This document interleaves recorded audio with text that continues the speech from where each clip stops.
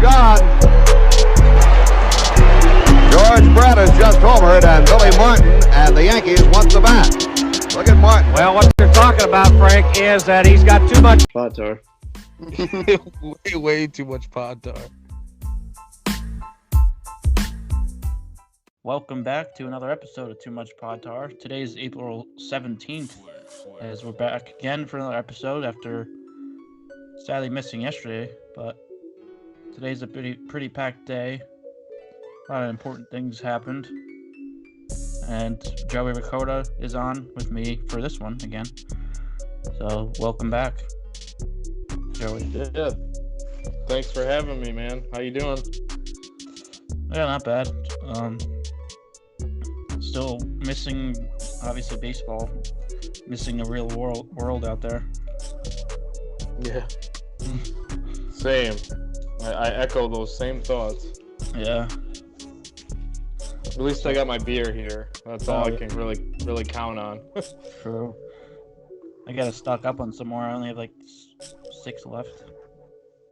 Yeah, I'm thinking I'm getting close to needing to do the same, but I've been spacing them out a little bit, but tonight I'm on number 4, so we'll see how far it takes me. I'm just on 1 today. Well, actually, even like the last couple of days, I haven't really drinking much. Because like yesterday, I started 1, and then I fell asleep like halfway through it. And I was like, oh shit! I wasted that half of that beer. When I woke up, I was like, what the hell? Yeah, that always sucks. Like, god damn it! I passed out at 9 o'clock too. I was like, what the hell just happened? I woke up. Like, what was that? Well, I was just saying that always sucks because then you wake up and you're like halfway tempted. Like, should I just drink it because I don't want to waste it, but it's warm and probably nasty. Yeah. Yeah. Because I woke up at like 3 o'clock in the morning and I saw it over there still. I was like, and I was like, nah. And then I just rolled back over. Because I was like, okay, no way. I don't want to get sick. Right. But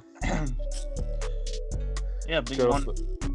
Got all the yeast, like, just fermenting in there for hours. Oh, yeah. Gross. But let's get into this big first one for you, of course, with Kris Bryant making his debut in 2015. So, yeah, definitely. Highly anticipated, obviously. Going through the system, he, was the top prospect, one of the top prospects for a while. Fans were just very much looking forward to it, like myself. And kind of the placeholder before him was Mike Olt, who I'm not sure if he started the season with the Cubs in 15, but I believe the season before, who's actually related to somebody I know, Will Ryan and Kathy Ryan, who passed away recently. Rest in peace. But that's his mom, Will's mom. But anyways, getting sidetracked. But yeah, Kris Bryant was, a household name, still is a household name. But it was just crazy because I remember his debut so well because, fans were just waiting for a moment to erupt for him, you know. And like when Contreras was brought up, which was later in the year in 15, they had that moment where his first at bat, he hits one out of the park and it just set the place on fire.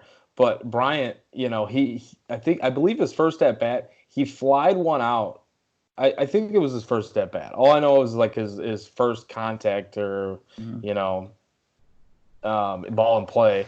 But he hit one out, and it was not hit it out like a home run, but it was just like a routine fly ball to the outfield. It was probably halfway in the outfield, not even that deep, and the crowd just went like, "Oh!" I mean, you could hear the roar on TV, and I was like, what? Like, they were just waiting for a moment. They just thought that, anything the guy was going to hit was going to be incredible. So, I just go back to that, when I think of his debut. And then, obviously we know what he's done since then. He's the third most wins above replacement behind Trout and Mookie Betts. So he's had a pretty good run here since his debut. Yeah, for sure. He's obviously definitely a fan favorite there, and one of the best players in the league right now, I think. And if I were the Cubs, I would definitely hold on to him. Like, they were kind of rumors that they were going to try to move him, but I think he's a guy that they should keep. He's just like the way he was in the World Series run and everything. I think he's the guy that they just need to keep there forever. Oh, I 100% agree.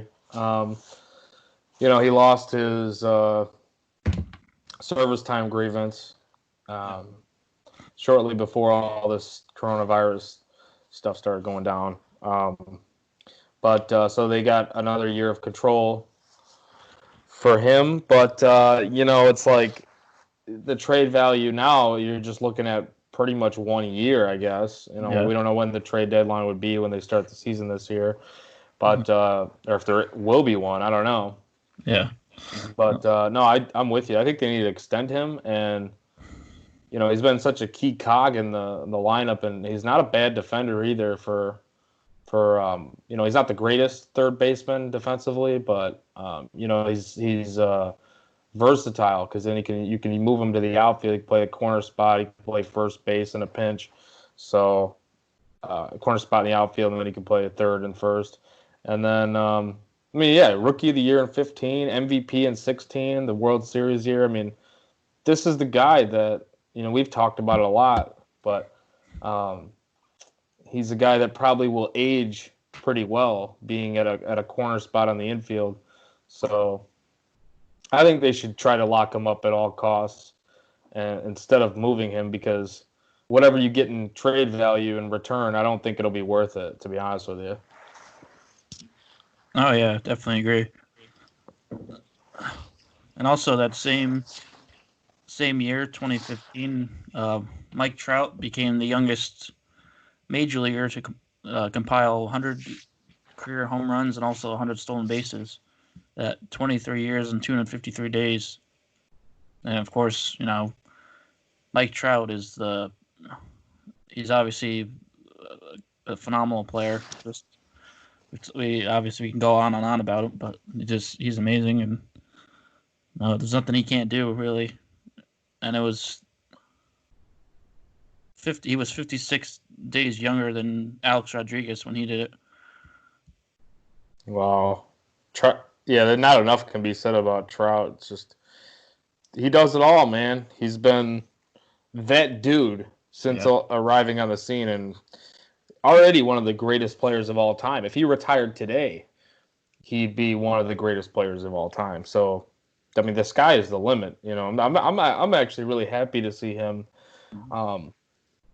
sign that long-term deal with the Angels, because it's always cool, especially nowadays, because we don't see it as much with players sticking with one team. Yeah. So I do like that he's doing that, and I would love to see him in the playoffs, and it seems like they're building something there in LA.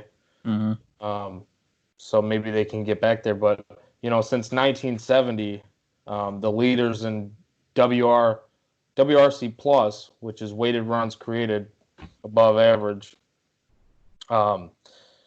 Bonds is first with 173. Trout is second with 172, and then there's a big drop off to number 3, and Mark McGwire at 157, and then it kind of like from 3 to 10, number 10 Dick Allen has 149.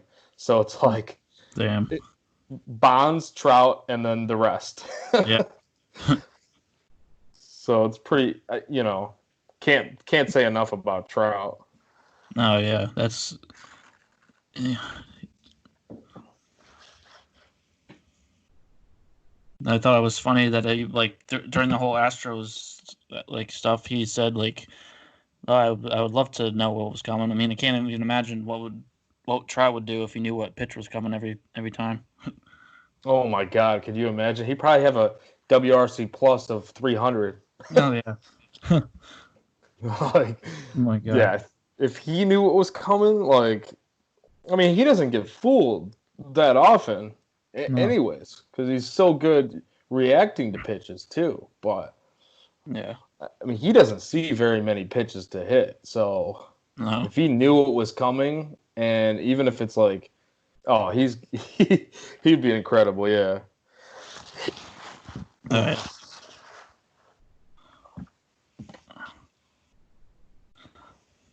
Also, and then 2 years before that, 2013, Clayton Kershaw, he became the second fastest Dodger to strike out 1,000 batters, and just slower than Hideo Nomo, who did it in 2003. It was 15 and 2/3 innings slower than him. So it was in 970 career innings. Pretty impressive. Kershaw's another one who's had he had a great career, but just hasn't seen the playoff success. Yeah. Well, with him, it's only a little bit different because he's had the opportunities. He just hasn't been able to capitalize on it. But Right. which it sucks because it is a small sample. So no matter what, if you do great in the playoffs, it's going to be much more glorified. Yeah. And if you do bad in the playoffs, it's going to be a lot more glorified. Like Kershaw, everybody, that's the stigma about him. That's what everybody talks about. Well, he sucks in the playoffs. Well, does he suck in the playoffs, or is it that's just what is happening? That's what's transpired. I mean, I don't know. It's hard to explain because then you got Dave Roberts who puts him in positions that it's why did he bring him in the game in I think was it Game 5 against the Nationals last year? Yeah, I believe so. Yeah. Or was it? Did they play? They play 7 games. What round was that? It was the DS, so it was 5. 5 in the DS. Okay, right. Yeah. Yeah, 'cause I remember that. I think it was Game 5. Yeah. And it's you bring him in as a reliever, and I get it. You want to use your best pitchers in the most crucial times, but I mean they had some other options that they, I know they didn't feel very great about them. No. About the other options, but their bullpen wasn't terrible. It's just Joe Kelly didn't really wasn't really as good for them. But yeah, Dave Roberts left him in too long too. So yeah, oh yeah, absolutely. But it's I know as a starter he hasn't been that great in the postseason either. But yeah, he's another one. I mean, his career, his body of work is just outstanding, and a lot of people thought, including myself, that he was kind of on the downswing of his career. Yeah. Going into this last year. Yeah, he completely proved me wrong, and I don't know why I even really doubted him because, I mean, he had a 2.73 ERA in 2018, and then followed it up with a 3.03. I mean, yeah, it's not great compared to 18. He technically went down, but did he go down? I mean, that's still a great season. Yeah.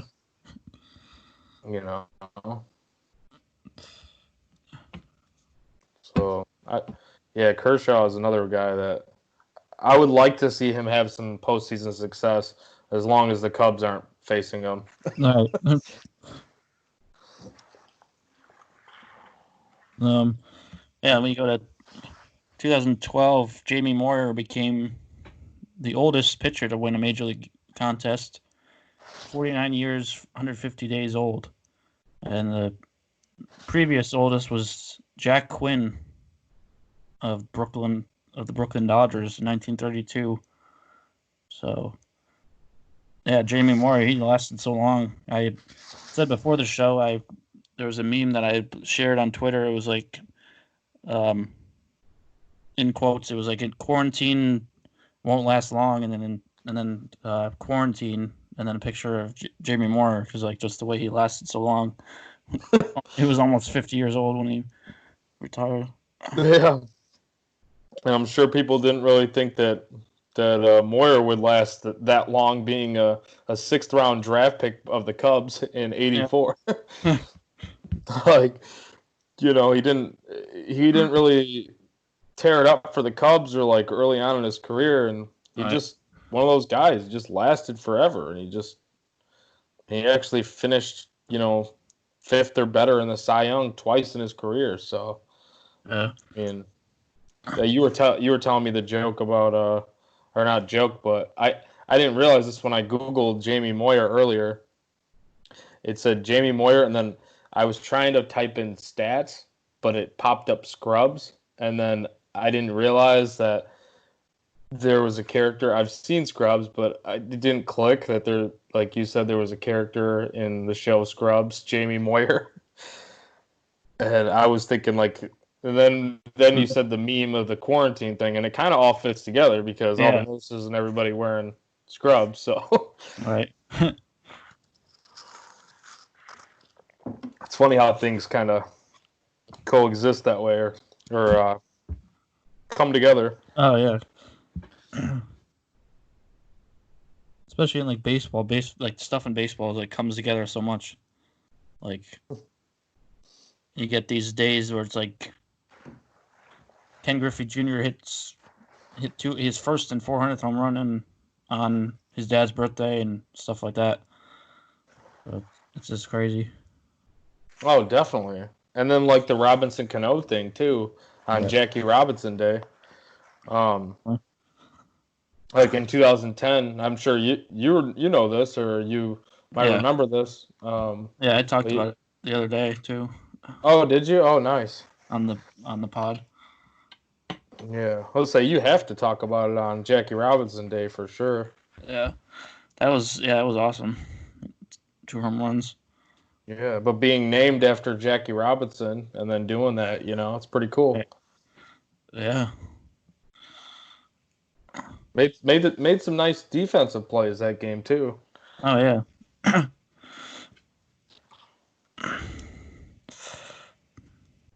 Yeah, it's crazy how things like, you can always, it always goes back to something, Yeah. with baseball. It always goes back to, you can always link it to something.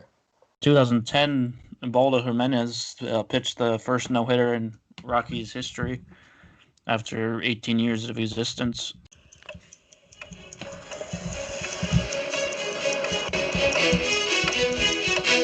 Here's the 1-2. Ground ball to second. Barmes to first. Ubaldo Jimenez has no hit the Atlanta Braves. Congratulations to you, Ubaldo. You're the first person in Rockies history to throw a no-hitter. It was unbelievable. It was a really wonderful experience.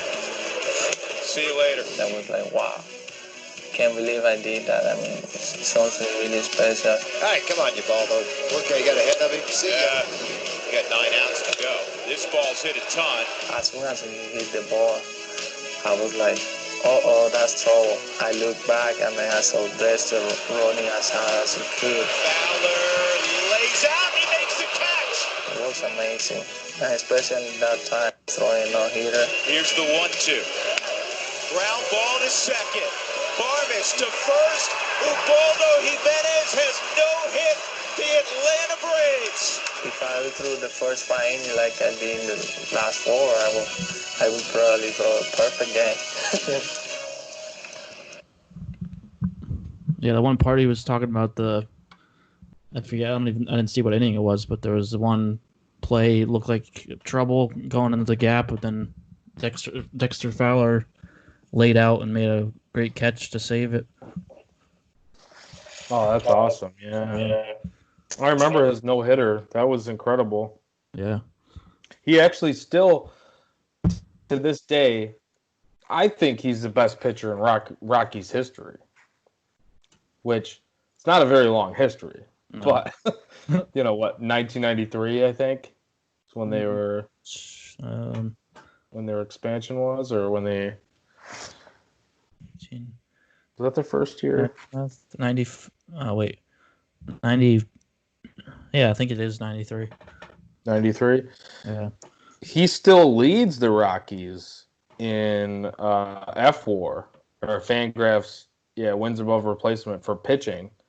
He's still number one. Doesn't have the most wins, but you look at like the other numbers like ERA and stuff like that, Yeah. and like xFIP, and he's been the best pitcher for the Rockies, I think. In their short history, obviously, but Right. it's just crazy to think about because he bounced around a little bit after that. I think he went. Where did he go? Like Cleveland and was it Baltimore? Yeah, I know he was in Baltimore. I forget where else. Let's see. It was Rockies, Indians, in Baltimore. He always had that real funky delivery too. Oh yeah, it was weird. He's still only 36. He was out of the league. Oh, he started getting hit towards the end. I remember that he kind of started getting rocked a little bit. Mm-hmm. I don't know if he had issues with. I mean, that windup that delivery is just so funky. Yeah. That's kind of like it's like a hit or miss type of, not hit or miss, but well, it could be right. Hit or miss delivery. Right. Or hit and miss, I don't know. It's like Tim Lincecum. Not true. Yeah. Because he kind of had like a funky windup where it's like it looks like it's super over the top. Right. Well, it is, but it's just like you wonder how the hell they throw the ball. Right. I don't know. But they have success for periods of time, and then I don't know what it is if hitters just pick up on it, or if they just start losing a little bit of control too. I know that's part of it. Yeah. But less deceptive than I guess when they see him multiple times. Mm-hmm. I remember Tim Lincecum. They would call him the Freak because of like his windup. Oh yeah, Lincecum's windup was. It was freaky. It was ridiculous. Yeah. He was really fun to watch though too. I gotta say, him and even Ubaldo. Ubaldo was fun to watch, especially doing what he was doing. At Coors Field. I mean, that says something because Coors Field is obviously the most prolific hitters park in all of baseball.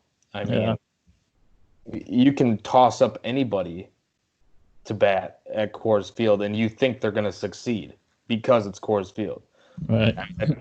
That's not always the case, obviously, but if I'm playing like DFS, we've talked about plenty of times too.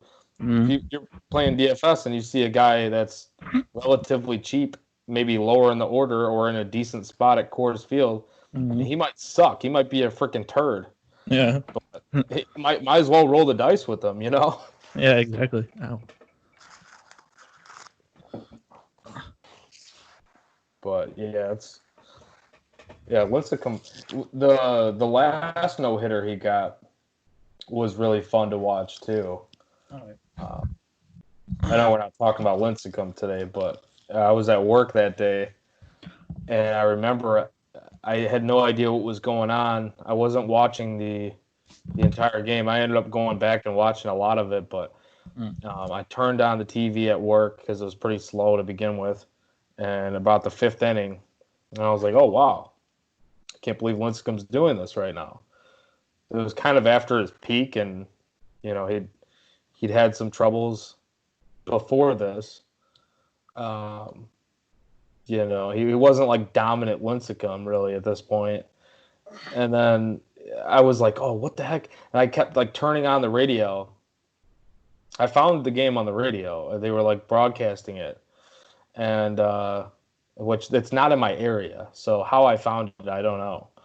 But I found the game on the radio. And it was in the 7th inning, and I'm driving around. I'm delivering pizzas, and I'm like so tuned in. I get back to the restaurant, and I go back to the TV. Like 7th inning, all right, 8th inning, what's going on? You know, it was kind of one of those moments where, like, we all have those games that really stick out in our memory, and that was one of those games too with the Lincecum, the last no hitter at least. Yeah, it was pretty cool moments like that. Yeah, like, I know one of the ones that stick out for me was when watching the one Roy Halladay's no hitter in the playoffs. That's one that sticks out. Oh, that was incredible too. Yeah. Yeah. But that was incredible. Halladay was something special too. He really was. Mm-hmm. We talked about him recently too on one of the podcasts. Yeah, what was it for? I don't remember. It was another this day in history, but I don't remember why his name was brought up. I can't remember that. Might have been was it his birthday or debut or something? Something. I don't know. Yeah. Hey, I'm almost done with this 4th beer, so I can't remember that well. Oh shit. I gotta like catch up. I'm still on number 1. Yeah, man, we got at least one more pod to go. You gotta get on my level here. But too bad Johnny's not on again because there's another Twins thing. Oh, is there another Twins thing? Uh-oh. Yeah, there's a Jason Kubel. I remember him. Damn. He hit us. Or was it Kubel? I think it was was it, how do you say his name? Kubel? Kubel. Yeah, I think you were right. Yeah. I was right, but yeah, he hit the cycle in 2009. The 9th Twin to do so, but only the first since 1986 when Kirby Puckett did it. And he hit a grand slam to get the home run too to get the cycle. Wow. Ended on a great note. Yeah. The Twins won 11-9. Comeback. That was a 7-run 8th inning too when he got that cycle. It capped it off. The comeback. Damn.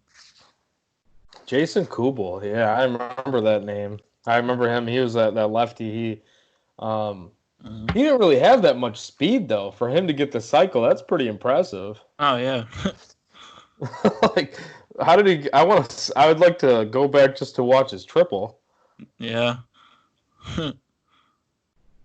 Like, at least I don't think he had that much speed. I mean, not from what I remember. I'm looking at it now. He had 12 career stolen bases in 10 years. Oh.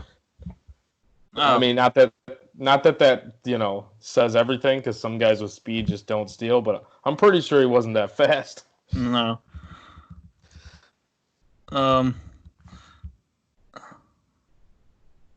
Yeah, I want to look to see at this triple to see what it was. Let's see. Yeah, I mean, obviously the people listening to this and you can't hear this, but I mean, can't see it, but you can still hear it. Yeah, that's all that matters. Yeah. Slap to left center field. Might split the gap. Morneau around second, on his way to third. He scored from first the other night on a double. And he'll score here, and the Twins take a 1-0 lead. They get a little bit lower. Yeah, that was a double. Kubel gets his second hit. This one headed toward the gap in right center. There's a single. Contact with a single, so Kubel laced into the right field corner. Kubel has his 3rd hit tonight. An extra base hit, and he stops at second, and now will go on to third. If it's a triple, he's 3/4 of the way to the cycle. A high blast to right field. Up, back,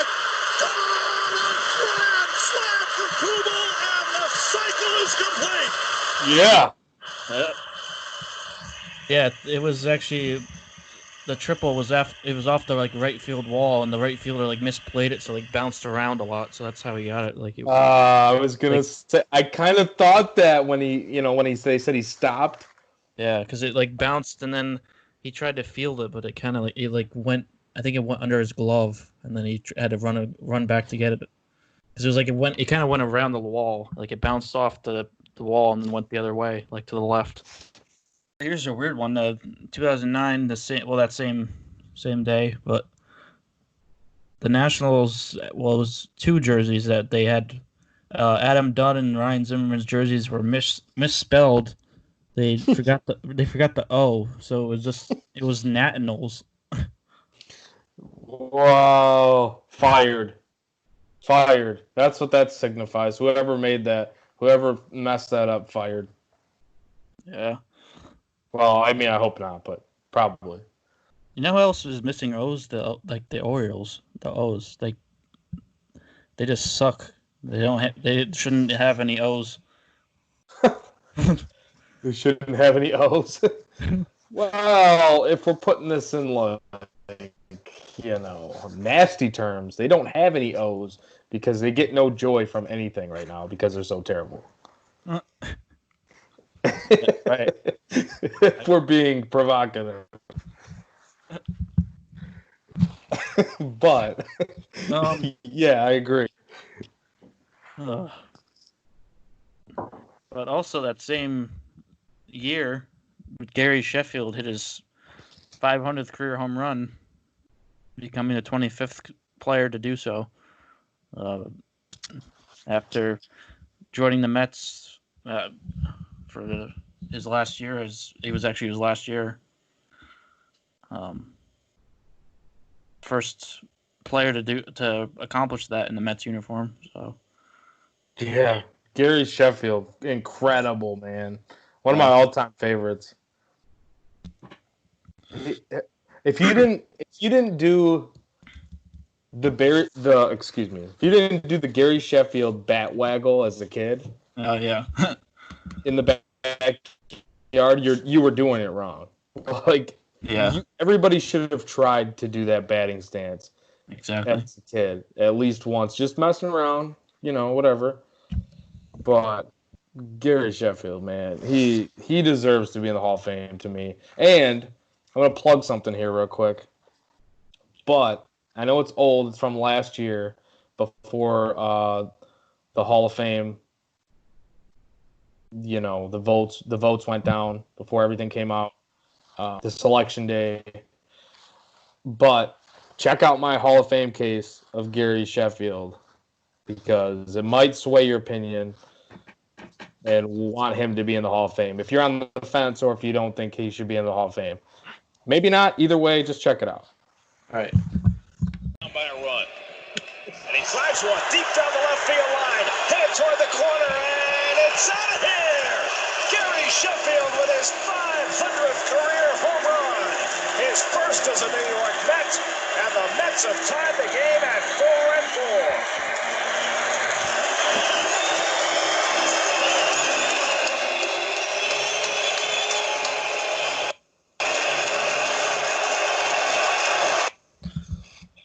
Yeah, pretty cool moment for him. Things being connected. Back in 2001, Barry Bonds hit his 500th home run too. So. Wow. Yeah. They're both of those guys combined, or not combined, but just to connect those two, they're on a very small list of like players that don't swing or didn't swing out of the zone. Like their O swing percentage was very good, along with their home runs and their K percentage. Like they don't strike out much. Like they were on a very short list. I forget the exact stat, but I'm sure it's somewhere that I could find that I, probably tweeted it a long time ago. But, for being a right-handed, like he's one of the sweeter swinging right-handed bats, I think, of all time with Sheffield. And like, did you see that video not that long ago where he was. I think his kid was recording him. It's always cool to hear from his kid on Twitter though too. Like he's got some interesting takes. But Sheffield, he was like smoking a cigar and just whacking him out still. Damn. It was very recently. I don't know how old he is right now, but I think he's still in his No, he's in his 50s. I think. I don't know. Or no, maybe he's still in his 40s. Oh, okay. He's I just looked it up. He's 51. 51. Yeah, I knew he wasn't too old yet. Yeah, but he was literally smoking a cigar as he was hitting, and just yanking him out. I don't know how deep the field was, but it wasn't like it didn't look like a very short field, and there was a bunch of cars driving like past the fence. I don't know how close the street looked like it was pretty close to the field. He's just yoking them. Like, dude, what is going on? 51-year-old Gary Sheffield. If that video doesn't tell you that he deserves to be in the Hall of Fame, like, don't talk to me about steroids or, all this stuff. I think Sheffield deserves to be in the Hall of Fame. You know, like, I agree.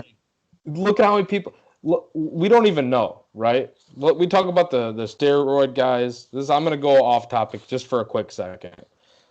We talk about all the steroid guys, and this is all the stuff that you hear all the time from everybody on Twitter, social media, anywhere. You talk to them in conversation in person. You can't right now, but if you do, people are going to bring up steroids. Oh, he's a cheater. He did steroids. Whatever. The blah, blah, blah. Listen, for somebody to excel in that era, we have no idea how many guys actually took steroids or HGH during that era. Look at how many guys probably weren't worth a damn that were still doing this stuff, right? So for those guys to excel in that era, and MLB knew all about it and swept it under the rug. So it's very convenient for them to be like, oh, steroids, stay away. No, you knew about it. We can't stop sweeping these guys under the rug for something that you basically condoned, Yeah, exactly. Yeah, I agree with that. Actually, I found the video of him hitting the home run with cigars in his mouth. Oh, that's so cool. 51 years old, so. Ooh! Oh my God. She gone. 51 years old, he still got it. There she go. Another one. There she go. Oh my God. Put it in the bank. 51 years old, so. Yeah, he's hitting him to like dead center too. Dude, I'm telling this guy was so good, man. He still is. I'm sure he couldn't hit for average right now, but dude, that's incredible. Yeah, put him in like the what's it called? The celebrity. He should be in like the celebrity softball game. Oh, he absolutely should. You know what they should make? If guys like him can still hit it out at 51, they should make a celebrity home run derby. Oh yeah, that would be awesome. Like or maybe not. Maybe that's too far. Celebrity home run derby, because like how many celebrities could actually? I mean, it would probably just be mainly like just make it like an old timers home run derby. Just make it like all these older players that can still play, like older like retired players. I'm fully on board with that. I am so on board with that. I would love to see some of these old time dudes just come back and rake. Yeah. Just for fun. It's all exhibition. It's all in fun anyways. So why not? Exactly. Like just have these guys go out there and have fun. I don't care. This game, this really means nothing. I just want to see him hit for, the 5 millionth time, but like in present day. Yeah. Yeah, he was Bonds. Deep to right field. This one is on its way to McCovey Cove. Number 500. It's into the water. Unbelievable. Bonds has hit the historic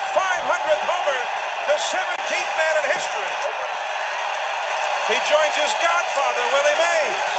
He joins Willie McCovey and Mel Ott, the fourth Giant to do it. And in so doing, he has put the Giants ahead of the Dodgers.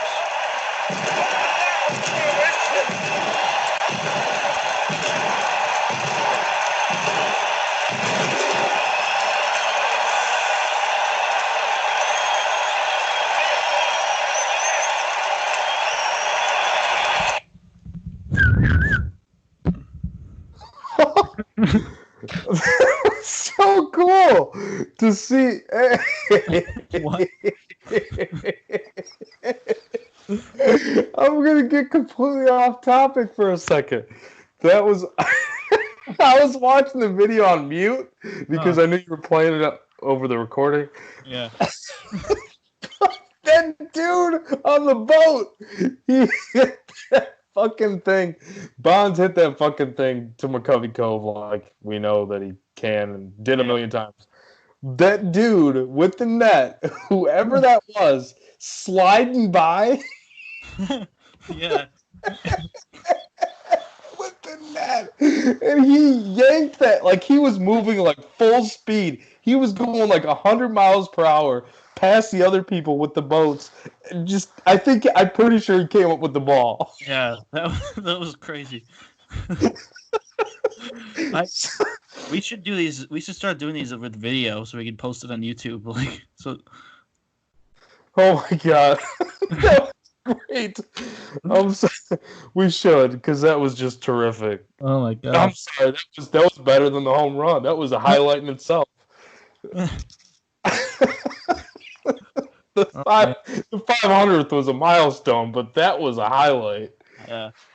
Oh my god. Oh. One, he hit his 600th home run, and then the next, I think it was. What was it? I think it was that, and then he hit this. No, it wasn't. Shit, I'm not remember what it was, but it was something where he tied the record. The one game, and then the next game he went over the record, and then I think it was 665, 666, and 667. I think that's what it was. And then the next day, like the same guy caught both balls. Like when it went to actually the one I think it landed in the water and then he went to get it, but the first one he actually caught. Yeah, I was following that guy on Twitter. Really? Yeah, I forget what his name is on Twitter.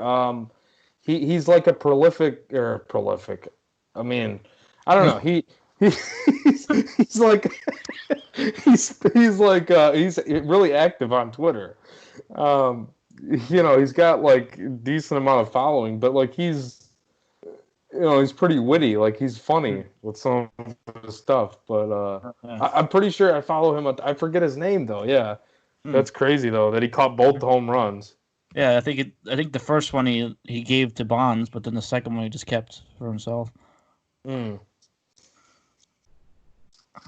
that makes sense. Yeah. What else happened?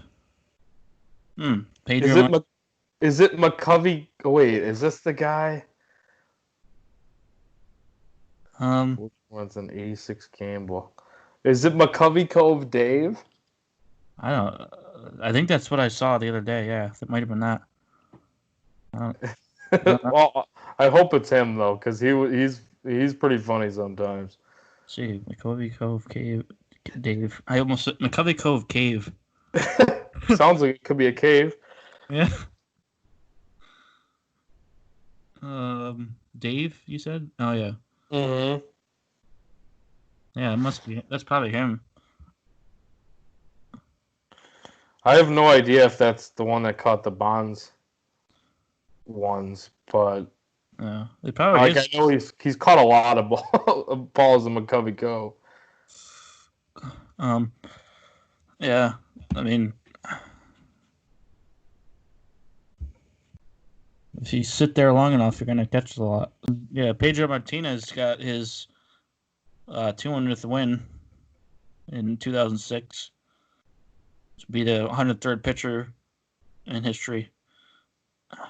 And he'd only lost 84 games at the time which was only more losses than three pitchers before that, which was Whitey Ford, Lefty Grove, and Bob Caruthers. 83 losses for Lefty, 79 for Whitey, and 74 for Bob. So, Yeah, pretty good list to be on.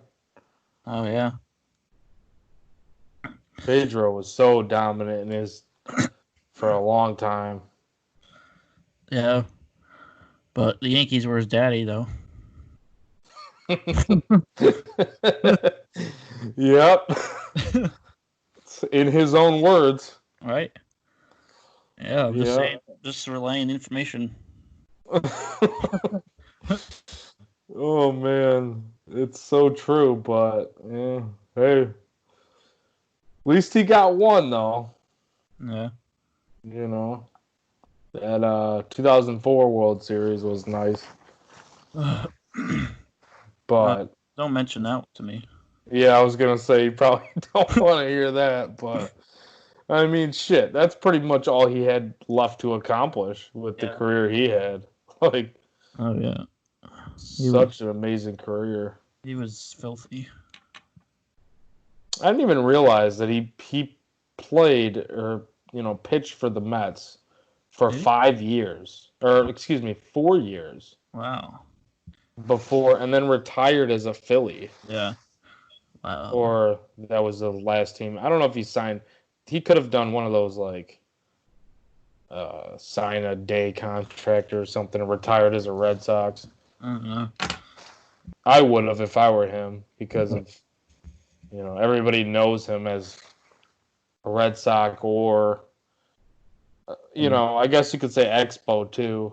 Yeah. But it was so weird seeing him on the Phillies, like when he was pitching in the World Series. It was so weird. I was like, what the hell is going on?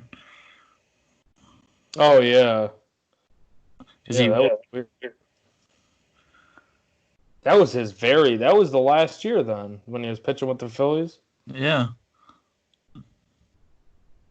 Huh. He still he wasn't bad still. He was still pretty good.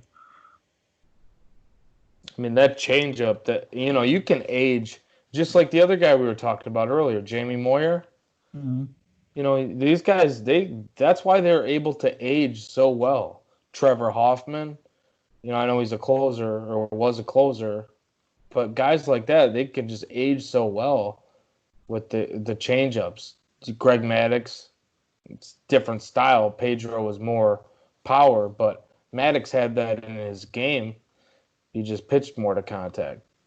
But, I mean, these guys can age so well with having that changeup. It's just a change of speeds game, when it comes down to it, for being a successful real-life pitcher.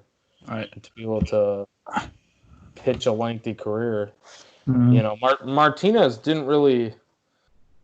I mean, he pitched till...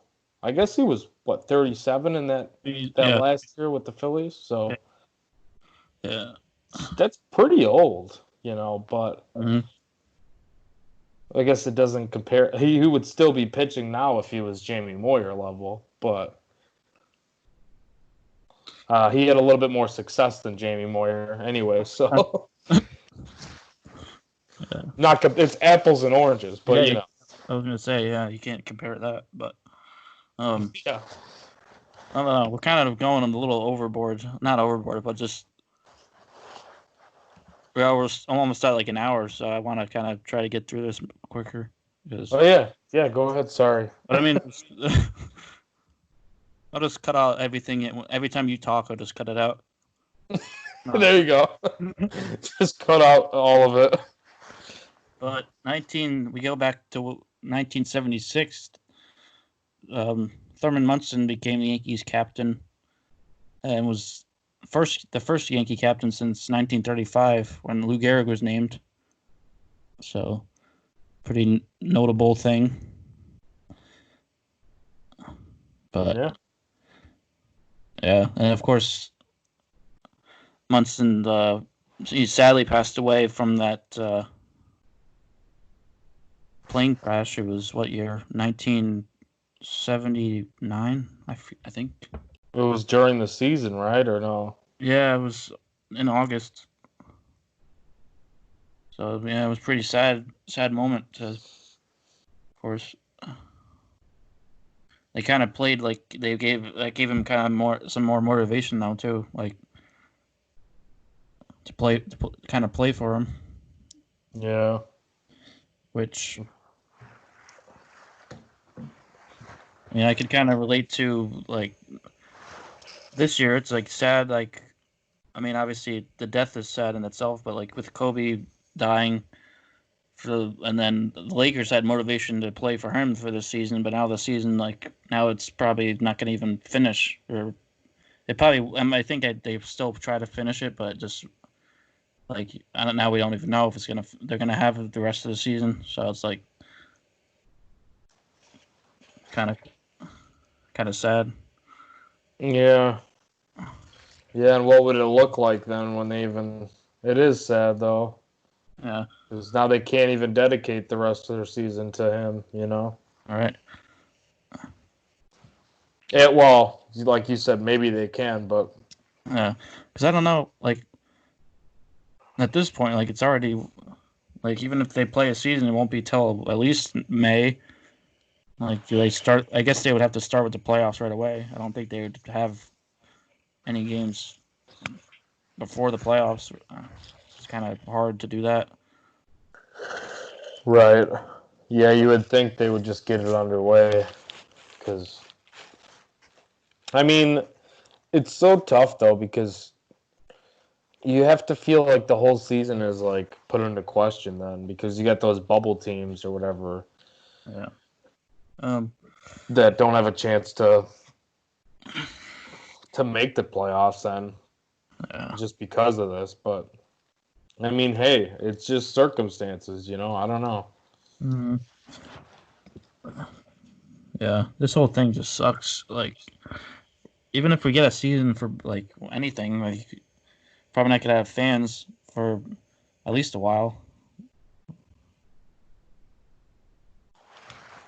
Yeah, I don't know how they could, you know? It's not even going to be possible for at least another... Well, we don't even know how long. I could try to put a number on it, but it's like, I don't know. I don't know what they're going to do here because, like, you know, we saw the thing with Mike Trout earlier with, you know, that jackass, whoever, you know, that guy is. But not Mike Trout, but the guy that tweeted about him. That jackass is Mike Trout. Yeah. Yeah. Well, to him he is, I guess. Yeah. But it's like, you know, yeah, people have families. You know, it's like, how do you keep them away from their families for a long period of time? Like with the NBA or the basketball stuff, if they just started the playoffs and just were like, okay, we're going to do a playoff, that's it, and we're done. Right. You can go back to your families, whatever. I could see that. But then you also have to think, like, there may be situations where, like, Mike Trout's in where, you know, they're expecting a kid and doesn't want to be away from his kid and then plus away from the sport that he's playing for 2 weeks after seeing his family, you know? I don't know. It's just weird. It's going to be hard. Yeah. I don't know. But also that same year, Mike Schmidt hit 4 home runs in one game, which included the game winner. Was the first National League player to hit 4 home runs and 3rd overall. So, yeah, 4 home runs is pretty crazy to do. Yeah. It's one of the all-time Cubs killers. Mike Schmidt. Yeah, that was against the Cubs, too. No, he used to fucking scorch I mean, just they had that one game, I think it was I believe he was a part of that 23-22 game, I think. Phillies and Cubs. Yeah. He went nuts in that game too. Yeah. That was Yeah. in 79. Yeah. Sorry, go ahead.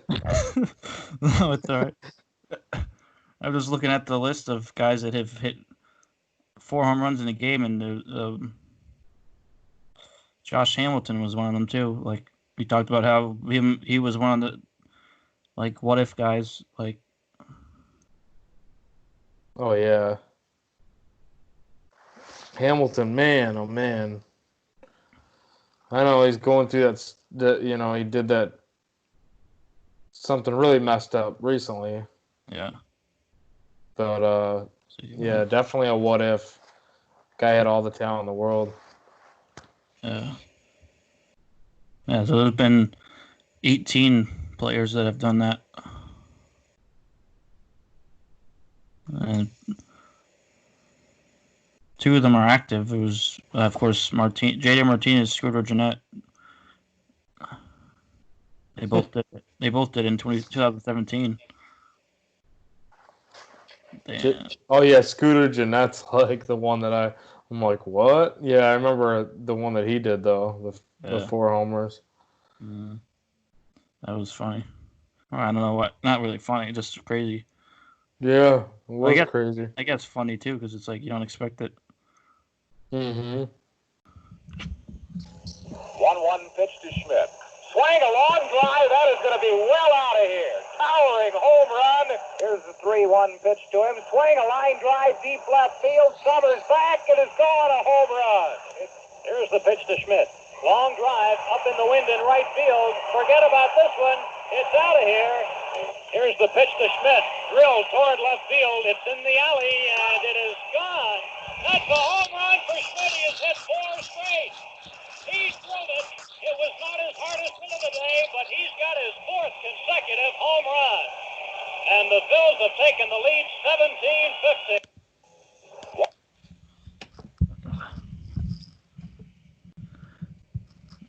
17-15. Yeah, Schmidt. Yeah, Schmidt was one of the great players too. Probably the best third baseman of all time, or at least up there.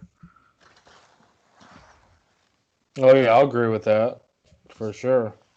I think he's the best of all time, third base. I love Chipper Jones too, but Schmidt's probably. I gotta say Schmidt's better than him. And there was another no-hitter in 1969. It was only the 9th game of the Expos franchise, and Bill Stoneman hit it through a no-hitter. He had never thrown a complete game in the majors before that. So. And then he ended up throwing another no-hitter in 1972. Well, nowadays it's crazy because you almost have to be throwing a no-hitter to feel like you could even complete a game in the majors. Exactly. You know, because they'll just be like, okay, he doesn't have a no-hitter, let's pull him. He doesn't need to be in there. Yeah. It's like, we'll just save his bullets. Screw it. Exactly. Yeah. Now I think I don't know if he still is, but I know he was either I think he was a GM of the Angels at one point. I don't know if he's still in GM somewhere.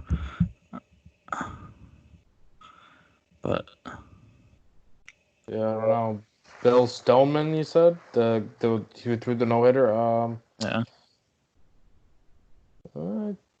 Is he still the Angels GM?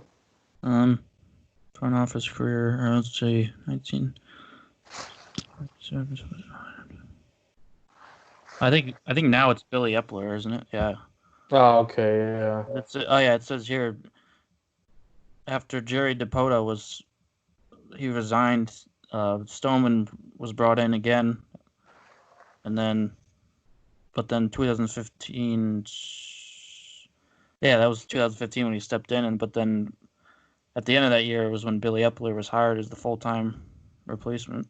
But he was GM from 99 to 2007. Before that, so.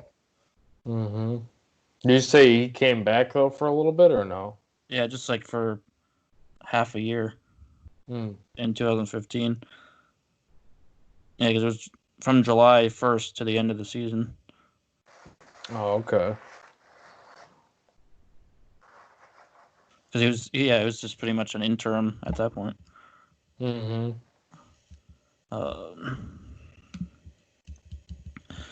We got a couple first games at new parks with the A's. At the time, it was called the Oakland Alameda Coliseum, which what is it now? I think it's O.co now or something like that. It's changed it so many times I don't even know anymore. Like, I always just refer to it as the Coliseum, but I mean, Alameda they call it. yeah. Oakland Alameda County State Coliseum. I don't know. It's so weird. Yeah. I just say the Coliseum. Yeah, I don't know. I think. Yeah, that's what it is now. I think they changed it back to that. Or maybe not. I don't know. They just changed it so many times. It's just like, what the hell is going on? Right. It's almost like when we were talking about the Texas Rangers the other day with Globe Life Park, Globe Life Field, ballpark in Arlington. What is it? I don't know. It's just, why don't you just stick to something like just keep it as is, like Yankee Stadium, Fenway, Wrigley, like. Yeah. Just keep the classic name. Like, come on now. It's just all these stadiums with I feel like it just has to do with sponsorships. Yeah, I could be wrong about that, but with some of them, it's like weird though, because it doesn't even sound like a sponsor. No. Like, I mean, I get like the White Sox, even though it's weird too, but it started out guaranteed rate field. It's like, what the. Yeah, like what? And it started out as Comiskey. Yeah. Comiskey Park, and then U.S. Cellular Field, and then Guaranteed Rate Field. Yeah. With the arrow pointing down. Like, what? What? So weird. Like, okay, I guess that's for value, but like, what? That doesn't give off much like value to fans looking at that. And also, the Mets played their first game at Shea Stadium after playing their first 2 years at the Polo Grounds. Willie Starsrell hit the first home run at Shea. Pops. Yeah. What was it? He hit a pop. Yeah. What was it the other day that we talked about? Was it his birthday or something? No. Could have been one of two different ways on that one. Birthday or death. I don't remember. Oh, I think it was his death. Yeah. Hopefully it was his birthday, but I mean, either way, we know it's inevitable, obviously. That's what happened. Yeah. And Roberto Clemente. Yeah, Roger Clemente. Who the hell is that? What the? He made his debut and got his first hit in his first at bat. His first of course 3,000 hits during his career. Yep. And a couple other debuts in 1956. It was Luis Aparicio, Don Drysdale, and Frank Robinson. They all made their debuts, and it was the first time that 3 future Hall of Famers made their debuts on the same day. Wow. That's crazy. Yeah, definitely. They were all for the White Sox? Oh, White Sox, Dodgers, and Reds. Okay. Yeah. Yeah, duh, they didn't all play for the White Sox. No. Yeah. That's crazy. All you said all 3 Hall of Famers debuted on the same day. Wow. Yeah. Probably doesn't happen since then either. Or maybe it has. I don't know. I don't know. That's. I don't see how it would though, because it's baseball so much different than football where they all start the season the same day. Like All right. with baseball, you got these random call-ups. You don't know when guys are making their debut. Yeah. Yeah. Probably not. But yeah, maybe, I don't know. But as the other day was Jackie Robinson Day, the first African American player to play for the Reds occurred in 1954. 7 years. It was, 8 years after Jackie broke the barrier, and he only hit 159 that year, and it was his only season with the Reds in the majors. And he ended up becoming a scout for the A's. Well, opened the door for his career though. And Yeah. he still played. So. Mm-hmm.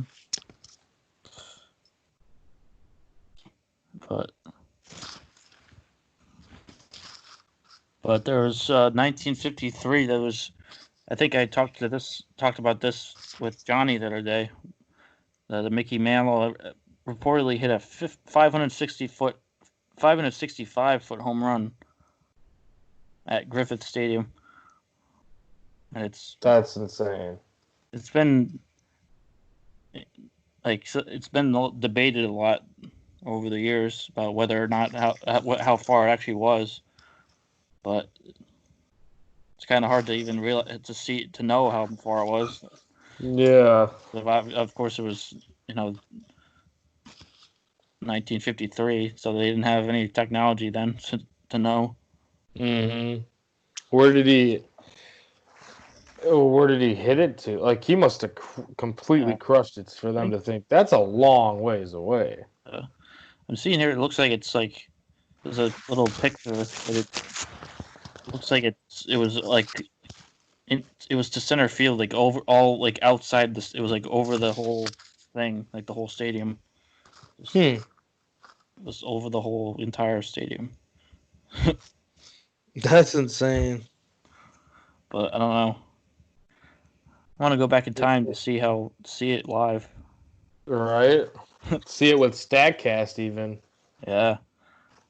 Just bring technology to the past. Oh yeah. I wonder if they've tried to do some stuff like that. Yeah. Like, I would be interested. What, time travel? Well, not time. Yeah. Well, I'm sure somebody's working on that anyways. Yeah. But, just haven't come up with that. Doc. But, it'd be cool to see if, they could kind of judge some of these home runs just off the videos they have, at least. Yeah. Certain ones, and be able to judge it with StatCast. I don't know how you would do that through video. I don't know, but maybe there's a way. I don't know. I don't know. I don't know. I don't know. Nope. I don't know. But Bob Shefford. Bob Shefford. You know who Bob Shefford is? Bob Shepard? Is he a chef? Is he a chef? Oh, Shefford. Yeah, he might be. He's, yeah. No. He holds it down in the kitchen. I don't know. But no. Bob Shepard, he became the Yankees public address announcer, announcing his first Yankees lineup in 1951.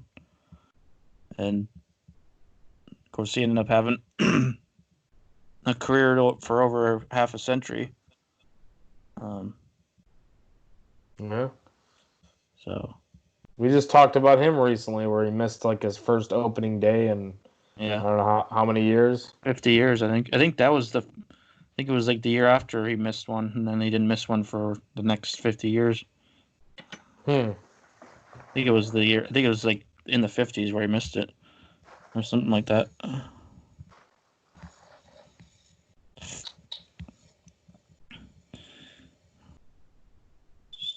Speaking of Mickey Mantle too, was another.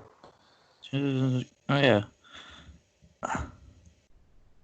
he made his debut the same day. Didn't even see that one, That's weird. but and also Red Barber called his first game. The Reds announcer. Hmm. He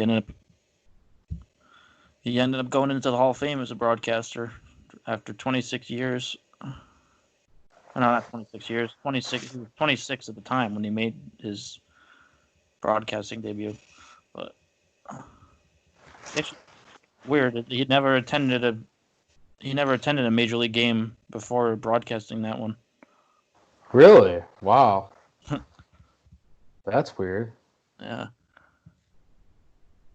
That's crazy. Oh, that's cool. Yeah. Was he did he announce the Brooklyn Dodgers? I don't know.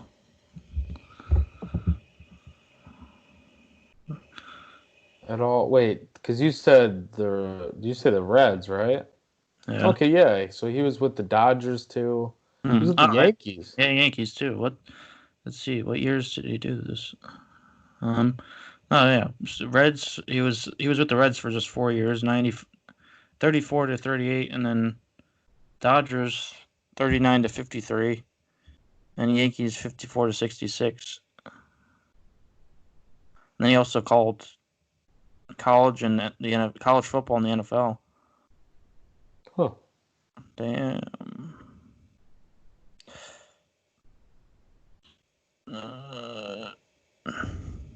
Put out a pretty good career. Yeah.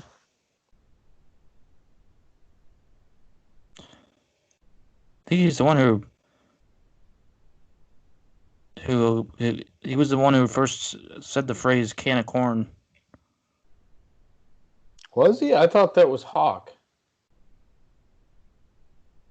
But it says on here he became famous for his signature catchphrases, and then it has that as one of them.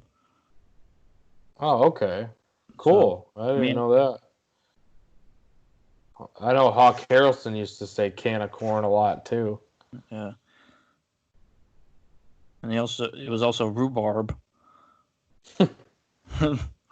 Rhubarb. And he also they're tearing up the pea patch, which he used for a team that was on a winning streak. Huh. What the hell? I've never heard that in my life. Rhubarb, is that like close to rhubarb pie or what? Like It just says any kind of heated on-field dispute. That's why he would say that? Yeah.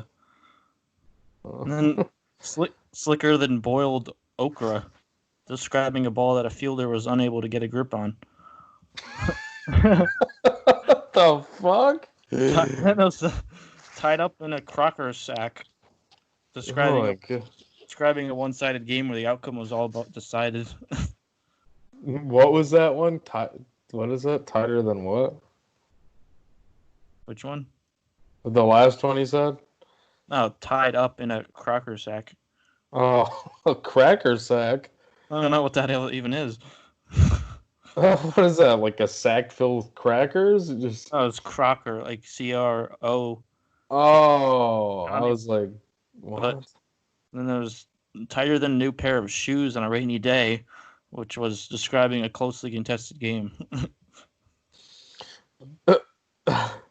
Wow. That's funny. Oh shit! Chris Berman wasn't the first one to use back.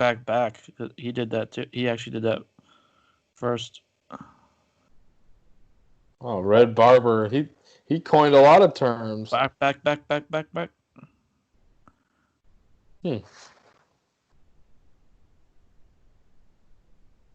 Yeah, I remember that. He does that all the time with the home run derby. Yeah. Chris Berman. A lot of people get annoyed with him now.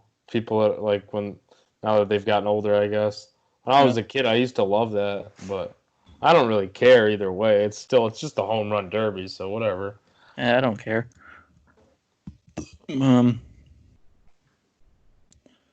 I guess we're almost done with this, but the last big notable thing was, actually there's a couple big things, but the biggest thing, we don't have any of this without this big event. The first professional game was played between the Cincinnati Red Stockings and the Amateurs. 24-15 in the first game. Harry Wright was the team captain. And then obviously Red Stockings were shortened to the Reds. Mm-hmm.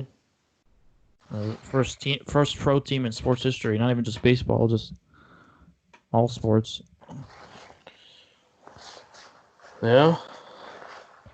151 years. And then you gotta thank him for starting it. Yeah. Alexander Cartwright was also born in 1820. And he was the one who established 3 strikes for an out and 3 outs for an inning. Mm-hmm. Hall of Famer. They named him father of the national pastime. Yeah. By many. I mean, it wasn't named that, but a lot of people called him that. Yeah.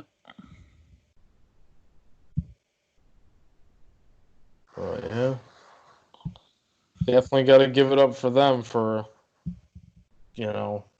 making this great game or, being a big part of it. Yeah. And probably rolling in their graves right now about what Rob Manfred's doing. One can only imagine that they don't like how it's going right now.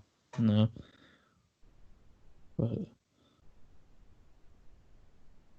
yeah. Especially for being like a lot of the traditionalists, they don't like too much change in the game. And I'm kind of the same way. I don't want a whole lot of change. No. Change if it makes sense and if it makes the game better. But not much that he's doing is making the game better. So it's like, what are you doing? He doesn't know what he's doing. Yeah, clearly. But,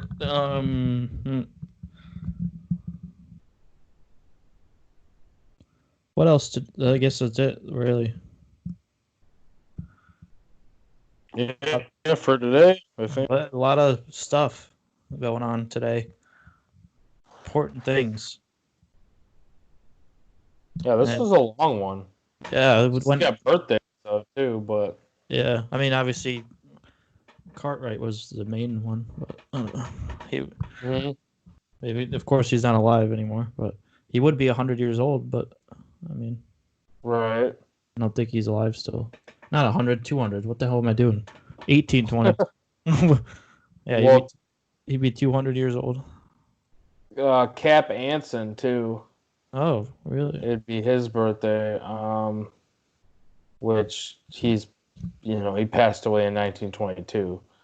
So he would be I'm not going to do the math right now, but he was born in 1852, so No. you can do the math if you want. Nah. But he's a Hall of Famer, one of the best players in the history of the game, obviously. This is not a math pod. Yeah, it's not a math pod, that's for sure. I don't know, some other guys like Marquise Grissom. 52. Yeah, Ryan Charlie- Rayburn. Who? Ryan Rayburn. Ryan Rayburn. Oh, God, I haven't heard that name before. He wasn't too good, but I remember him. Yeah, I remember him. Yeah. I don't know. I think that's it. Yep. Charlie Ferguson, who he's passed away now too.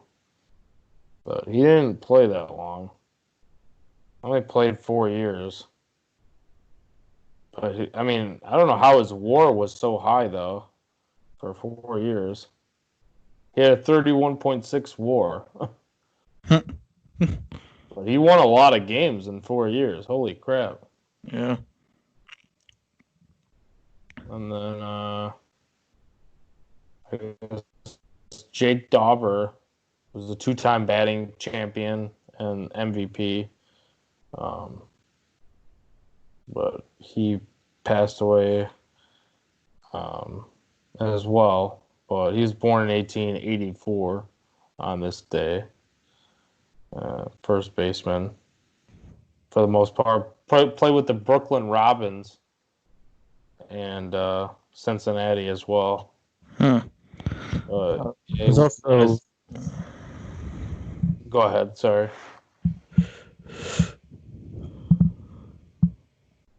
I was gonna say there's also Jed Lowry. Yeah, Jed Lowry. Yeah, we'll see if he can come back this year. And he actually had 7 at bats last year. And didn't have a hit, but he was hurt, for the most of the season. So, yeah, I think it would still be solid if he couldn't come back, if there is a season. Shit, the Mets thought that they were getting a really good player because he was coming off a career year with the A's. Yeah. But getting a little up there in age, though, too, so...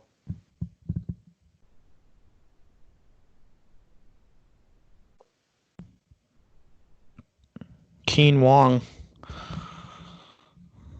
He's not too good, but he's only played what? He's only had 7 games in the majors last year.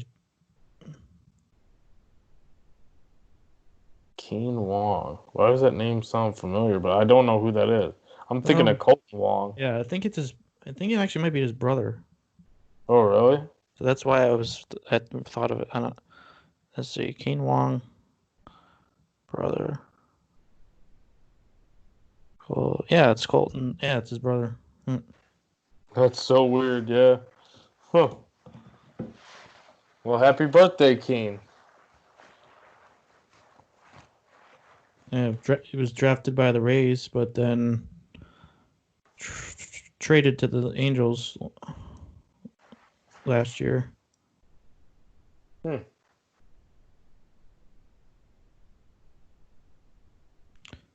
Keen Wong. I wonder if we'll get some playing time this year somewhere. There's something wrong.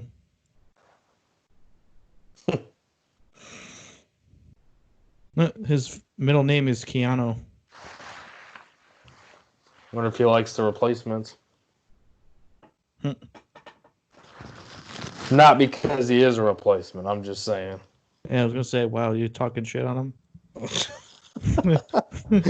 I mean, at this point, he probably is a replacement, but he could develop into a starter somewhere. I don't know. Still got time. Yeah. I guess, but that's it.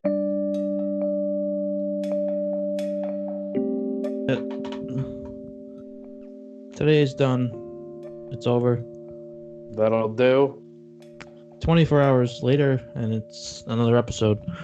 So stay tuned for that as we get through this time of no sports whatsoever, except for NFL drafts coming up. So I'm excited for that, for finally something actually happening live. Yeah. And yeah, that'll do it. Tune in. All right. And just a reminder, you can never have too much of what? What is it? I don't remember. Too much of what? I don't know. Podtar? Was that it? Is that it? I don't know. I thought it was something else. Okay, I guess we're gonna go with that. It was too much Podtar. I can't remember the name of my own podcast, so yeah, sorry. Deuces. Bye. Oh, an hour and a half.